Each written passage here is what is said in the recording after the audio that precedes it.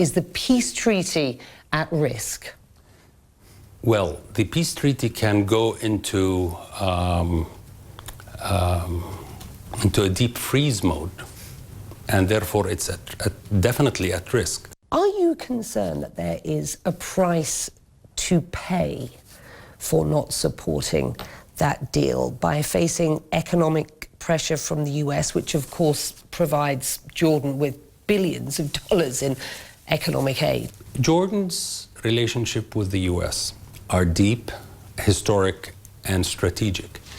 And they've been such with all US administrations, the US House and the US Senate and the US people.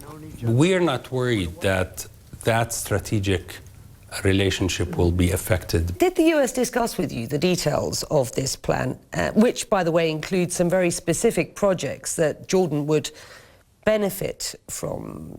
None of the elements of this were discussed with Jordan prior to its announcement, and we never will mix the political aspirations with financial deals. You face a tough task balancing international donors, a frustrated population. Jordan's debt-to-GDP ratio is just under 100%, an unemployment rate of just under 20%. That's the highest in 25 years. You say you have a plan. So what is it? What we have is a 5-year plan that would put our economy on a sustainable path, given everything that we've inherited. By the way, what got us into this very bad situation to begin with, the closure of borders, the refugee crisis, the aftermath of the Arab Spring. Or was it mismanagement and corruption of the economy that's got it into this mess? That is a legitimate question.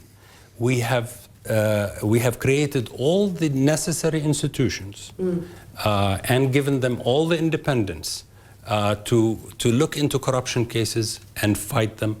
But if you look, sheer number, the cost of the interruption of the Egyptian gas, the cost of absorbing 1.3 million Syrian refugees, that's 20% of Jordan's population.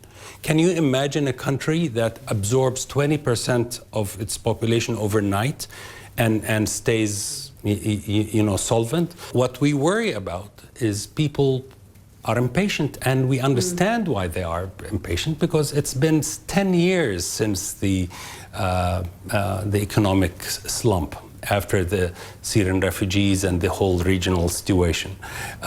And unemployment is up, unemployment among youth is up, and it's very hard to convince a young, educated, creative young man or woman to say, well, can you wait another 4 or 5 years? What happens with the economy will have an effect on Jordan's security and stability.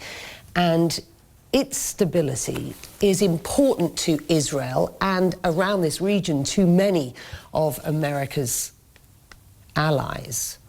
How concerned, sir, are you? We live in a troubled neighborhood. And we've been at the receiving end of this trouble since day one.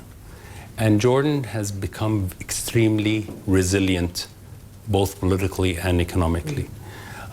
It's not a coincidence that we've seen countries 10 times the size of Jordan and 10 times the economy of Jordan collapse and turn into failed states, unfortunately. Jordan did not. The reason is there is a certain, I'd say, political culture that has developed in Jordan, where the population is united in many, many ways. We agree, we disagree, but there is unity behind the Hashemite rule in this country.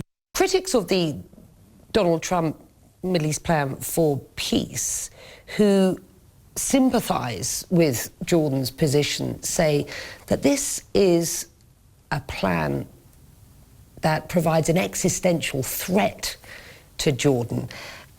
And we know there is rhetoric from the Israeli right, which has been alluding to an eventual population transfer of Palestinians to Jordan. Jordan is Palestine goes the saying from them. Can you comment on that? We don't support or agree with, of course, these statements about Jordan is Palestine or the transfer. These are extremely dangerous, and not just for Jordan.